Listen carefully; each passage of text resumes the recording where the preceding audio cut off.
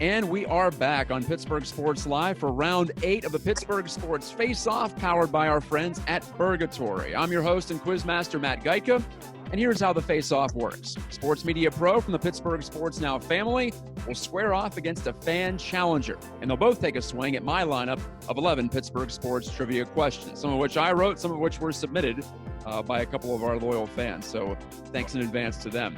If this week's Joe beats the pro, he'll receive a $25 gift card from Pittsburgh's own Burgatory Bar with 7 locations in the region. And go to burgatorybar.com for more info on how it's handling the COVID green light now in Allegheny County. I'll let you guys know the pros are 5-2 through 7 rounds of the face-off, but we have given away a couple of gift cards. So let's meet this week's competitors. This week's pro is from a new venture that I've helped get started under the PSN umbrella. It's called Pittsburgh Golf Now, and his name is Mike Darnay. He's a web producer for KDKA, freelance photographer for the Mon Valley Independent, a writer at Pittsburgh, as also part of the Dying Alive pod. Mike, I'm running out of ways to describe you, but you got plenty of gigs. I'm looking forward to seeing how you handle this competition, though, tonight. I didn't know I was going to be a pro. You're a professional. You are being paid for some of that, at least. Yeah, so I guess we'll see how it goes. Yes, sir. All right, well, thanks for coming on, and we'll see how it goes against tonight's fan challenger, Marc Halvorsen. Marc's one of those folks I've been chatting with on Twitter for countless years, it seems like now, but I just literally learned his real name this week. He goes by Halvey Buckets on social, but here we'll call him the latest face-off hopeful. Gunning for that prize, Marc's coming to us from Greensburg, PA, out east of town. So salutations, Marc. Thank you for joining us. Oh, thanks for having me. Appreciate it. Looking forward to seeing the showdown. Here are the face-off rules. If you're watching right now and you haven't seen them or you need a refresher, we'll start with a series of 5 questions worth 1 point each, then 5 worth 2 points each, then a special final face-off question on which the competitors can wager as much of their point totals as they wish. Think Final Jeopardy in that way. This is also important for our competitors only. They'll say their last names to buzz in, quote unquote, after I finish the question. Since it's Marc and Mike, I don't want to have any confusion with the M sound, so we'll go with Halvorsen and Darnay in this case. And there are no penalties for guessing wrong on a question, so I want to make sure to encourage that you guys take some shots at these. So no consequences for a wrong answer there. Okay, let's get started. If you guys are ready, I'm ready to go. Good to go. Yep. All right, perfect. Let's start with the 1-point questions, and our leadoff question, as always, comes to us from the face-off ghostwriter himself from Youngstown, Ohio, Larry Snyder. He brings us this one. This Pirates great had to wait a while to make the Hall of Fame, but the Veterans Committee gave him the go-ahead, finally, in the first year of PNC Park back in 2001. This man set the all-time MLB record for most double plays turned by a second baseman, but the sports world got to know him quite well 6 years prior to that record. Who is it? Halvorsen. Halvorsen, go ahead. Bill Mazeroski. Bill Mazeroski, yeah, the pride of the Ohio Valley, where I grew up, in fact. So Marc gets on the board Greensburg with 1 point. And Maz, of course, had that with the number 9 stenciled in center field at PNC Park for that the first year, and took him a while, like I said, but deservedly so. One of the top defenders in the history of Major League Baseball. And that big home run that he hit, of course, we all know about that one. Okay, let's talk Penguins. Let's get to hockey. Mario Lemieux played with many wingers over the years, but maybe none were as flash in the pan as this man. As a 20-year-old, this Ontarian put up 49 goals and 115 total points in 1988-89, playing wingman for Mario's 199-point season. By age 22, though, this guy was traded to Hartford. After 2 years in the minors, he then returned to the Penguins as a free agent, where he fit in as a checking line winger for 3 more seasons. Who was he? Halvorsen. Halvorsen, go ahead. Wendell Young. Not Wendell Young. One of those players who thrived with Mario in the 80s, but it's not him. Mike, do you have a guess to steal this one?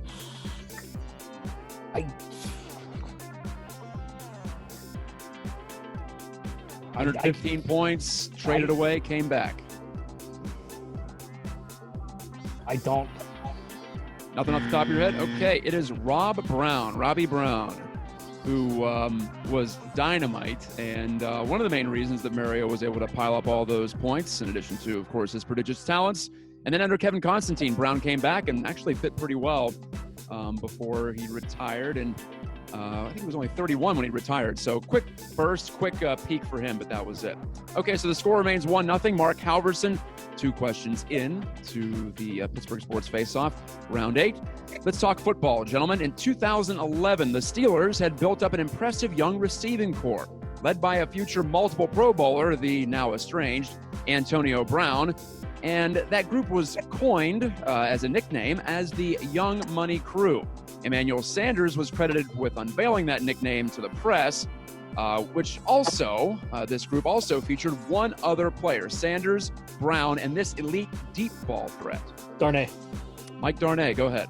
Mike Wallace. Mike Wallace. Yeah, despite me stumbling over the end of that question, you got it right. We're tied 1-1. 4 seasons with Pittsburgh, Mike Wallace, over 4,000 yards and 32 touchdowns, and retired by the age of 31. So go figure, another quick burning type of a spectacular athlete.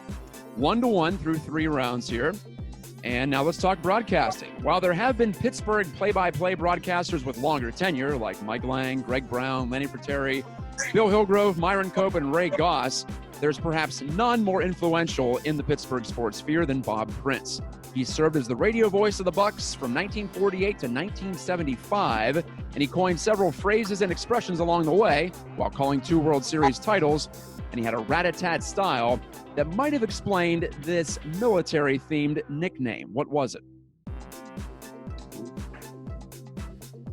Looking for Bob Prince's nickname. Halvorsen. 5 seconds. Marc Halvorsen, go ahead. The Gunner.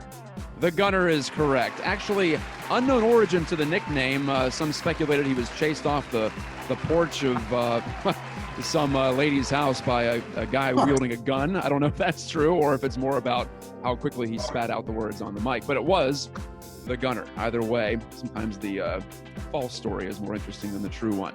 Okay, it's 2-1. Last 1-point question coming up with Halvorsen ahead of Darnay 2-1. This also is from Larry Snyder, in fact. So, Larry, thanks again. 2 contributions this week. In addition to piling up 62 PGA Tour wins, 5th all-time, and 7 major championships, this legend was also a prolific golf course designer during his 87 years, including high-quality tracks in nearby Wheeling, West Virginia, Roanoke, West Virginia, and Central City, PA, plus consulting gigs on several other Pittsburgh courses, including Treesdale Country Club. Who is this Westmoreland County legend? Darnay. I heard Darnay first. Arnold Palmer. Arnold Palmer, yes. Correct. And had to get a golf question in, Mike, for the 2 of us. Obviously there. 2-2 is your score. And if you go on Arnie's website, actually, it's amazing. Worldwide, he's got hundreds of courses that he's either built or consulted on. The man was prolific both on the course and with a pencil in his hand. Okay, on to the 2-point questions. We're going to kick up the leverage meter a little bit here. And we'll start with a Steelers question from a former competitor on this show, Dave Gormley. Thanks again, Dave. We salute you. Following a 1996 trade from the Rams, Jerome Bettis led the Steelers in rushing yards for 8 of the next 9 seasons, with the exception of just the 1 year, 2002. That year, with Bettis limited to just 11 starts due to injury, this star from a nearby Division I university had his finest season, rushing for over 700 yards and 4 touchdowns. Who was it? Halvey. Go ahead, Marc Halvorsen. Amos Zaraway. Amos Zaraway, good stuff there from West Virginia University. Had a big playoff game against the Ravens when Bettis had a numbing shot to the groin. Doesn't sound good, but it went wrong, and then Zaraway stepped in too. So famous Amos got it done at least for a little bit for the Steelers, helping back up the bus. On to hockey. So now, oh, by the way, show you the score again, 4-2. Mark, as he gets the first 2-point question. Okay, hockey it is. April 2006 is the date. Sidney Crosby becomes the youngest player in the history of the NHL to score 100 points in a single season. He notched 102 to be exact as a rookie. In serendipitous fashion, the player whose goal Crosby assisted for point number 100 is also a significant one in franchise history. Who was that 27-year-old winger? Who did Sid set up for point number 100? 5 seconds. Any guesses, boys? No idea. Nothing? Nothing. Okay. Mike, nothing? You said 27 years old? 27 years old, significant player in franchise history.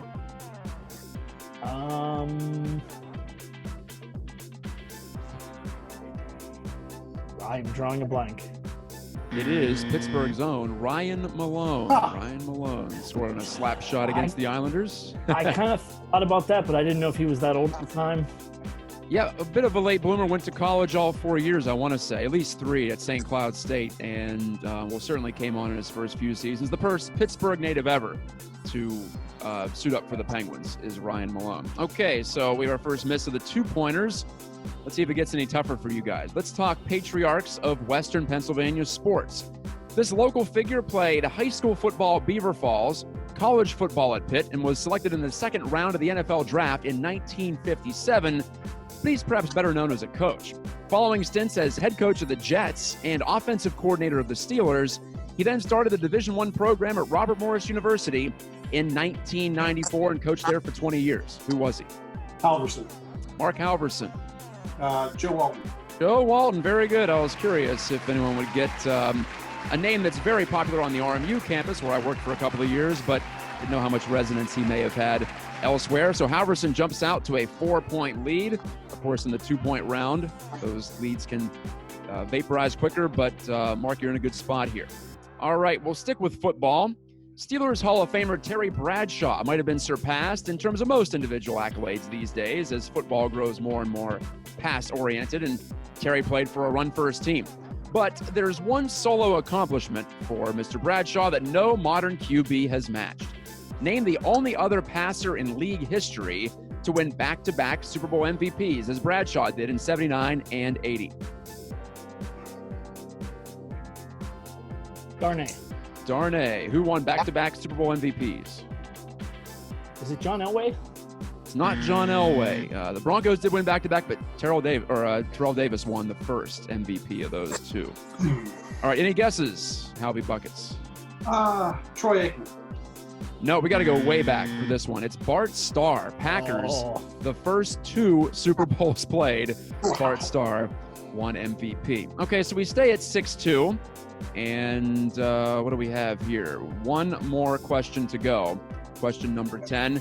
And this will be concerning baseball. It's a fun one, tough one, but a fun one, I think. Also courtesy of Dave Gormley. Jason Bay was voted National League Rookie of the Year in 2004, the only Rookie of the Year to date in Pirates history, despite their century-plus of NL play.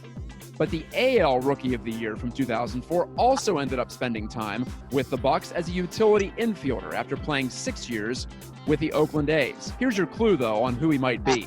He also has the same last name of a current Pittsburgh sports superstar. Halvey. Go ahead. Brandon Wood? No, not Brandon Wood. He was a top pick, but not a Rookie of the Year. All right, Mike Darnay, do you have any guesses here to try to pull within a couple of points going into the final? Same last name as a current Pittsburgh sports superstar and was the AL Rookie of the Year in 2004.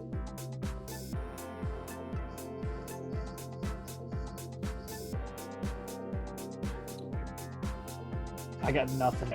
Nothing. Okay. Bobby Crosby is his name, and played shortstop for the A's for a while, middle infield. If you would have said Crosby, I might have had to think about giving it to you. You know what? I actually thought that, but I couldn't. I knew there was a baseball player, Crosby, but I couldn't remember his first name at all.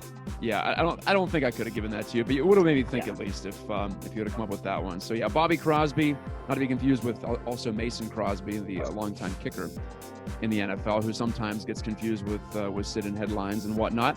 All right, so the score is 6-2 going into the final. I'm not going to tell you guys how to wager, but looking pretty good for Halvey at this moment. You guys want to pull up your pen and your pad, your Sharpie, whatever you have, and as soon as I read the category, you can make your wager. The final face-off category today is Draft Day. Draft Day. Place your wager. Score is 6-2, Marc Halvorsen over Mike Darnay. See how confident Mark is feeling with that big lead. You guys ready? Mm-hmm. Okay, yep. Awesome. All right, you have 20 seconds to scratch out your answer once I get done finishing the question. And this is also baseball. Although MLB changed in 2004 to a straight reverse standing system like the other sports for its draft order, the previous several decades, the top overall pick in the MLB draft alternated between the National and the American leagues for some reason, just like the All-Star game used to. This odd rule cost the Pirates big time in 1987 as they were prevented from taking a generational talent first overall, even though they were the worst team in baseball in 1986. Just because they played in the NL, they couldn't select this player. Maybe this player could have been the missing link that pushed those early 90s teams over the top, but we'll never know. To get your points, gentlemen, name the AL team that got the first pick in 1987 and name the player that it selected, a player born in nearby Donora, PA. And you have 20 seconds. Again, the Pirates should have had this player, or should have a chance to pick this player to play alongside Barry and Andy and Bobby and all the rest, but they did not get that chance. Down to 5 seconds. 4, 3, 2, and 1. Okay, pens down and heads up. Mike Darnay, you entered the final face-off down 6-2. What did you wager, first of all? I wagered all 2 points that I have. That's what I figured. And your answer, remember, you have to get the team and the player. And that is correct. Seattle Mariners had the first pick, and Ken Griffey Jr., born in Donora, raised in Cincinnati, but born around these parts. Not too far from, in fact, a golf course Mike and I just visited in Elizabeth, down the Mon. All right, so Mike gets up to 4 points now. But what did Marc Halvorsen wager? Wagered 1. Wagered 1. Okay, so you put something on the line, and there it is. Seattle and Griffey. Congratulations, Marc Halvorsen. In round 8 of the Pittsburgh Sports Faceoff, you're just our 3rd fan to win, and you'll be receiving, thanks to our friends at Purgatory Bar, a $25 gift card to spend at any of their 7 area locations. Congrats, Mark. What got you through it? You feel like you were pretty locked in and confident the whole way? I gotta be honest, I was pretty nervous the whole way through. I expected to put up a goose egg, so just got lucky, I guess.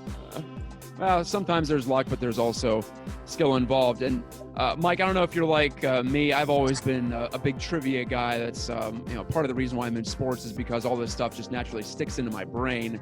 But how would you rate your trivia skills when it comes to playing this type of game? Better when it's not baseball related. They give you too many baseball. I think I had 3 that I slid in there. Yeah. The Jason Bay question threw me off, or the Crosby question threw me off. I do better at pop culture trivia. Okay. You're the second straight person on this show to say you do better at pop culture. I may have to start a new show then. I would enjoy writing those as well. But, Mike, before I let you go, I want to give you a chance to plug your work on Pittsburgh Golf Now, in addition to all the other places where we can find your writing, see your photos, and hear your voice. As I mentioned, the Dying Alive pod on The Athletic. Yeah, that's a little slow right now with hockey being up in the air. But like you said, we got Pittsburgh Golf Now going. We're going to have some more course reviews coming with some drone footage. For the Mon Valley Independent right now, we're actually covering a Western PA Summer Baseball League that just kicked off. There's about 20 teams from the area all competing in it. It's kind of a quote-unquote for fun summer league for the kids who didn't get to compete during the spring high school season, so we're looking forward to that. That's about it right now. Well, very worthy stuff. I'm glad that someone's playing something somewhere. Yeah. I actually, I had a different event to cover last night, but I finished early, and I actually went out to the Ross Draper Complex just to watch a game between Bell Vernon and the kids from Thomas Jefferson, just because it was a beautiful night to go watch a baseball game. I think we're gradually getting back to it. Looks like Major League Baseball is going to play in late July. We're going to have local soccer, I think, with the Riverhounds. We'll see if that ends up pulling off. And also mid-July, a little bit earlier than baseball, and fingers crossed on hockey too. Well, Mark, anything you'd like to say, anything you'd like to promote or talk about here before we wrap it up on the face-off? I've got nothing to promote. Just want to say, hi to my wife Ryan and my kids Luke, Avery, and Ella. That's all. They're proud of you tonight for sure. You're going to treat them to a meal here, so get to absolutely check that out. Yeah, and as I mentioned, Purgatory Bar now open, but of course go to their website for more info on takeout if you prefer that, if you're more comfortable with that right now. Well, for Mike Darnay of Pittsburgh Golf Now, for Marc Halvorsen, this has been Matt Geica saying thank you so much for watching tonight. I want to remind you that we have a couple more episodes coming up, so I'm going to flash my email across the screen if you'd like to play. Either email me there at mattgeica at gmail.com, or you can find me on Twitter. You can DM me. That's how I got connected with Marc for this week's show. Kind of twisted his arm a bit, but I'm sure he's glad he played at this point. But you too can be a competitor on the Pittsburgh Sports Faceoff here on Pittsburgh Sports Live. Also, hit that subscribe button on YouTube so you can pick up notifications and get all the latest content we have, including the golf content on PSL. Again, this is Matt saying good night and good game. We'll talk to you next time on the Pittsburgh Sports Faceoff.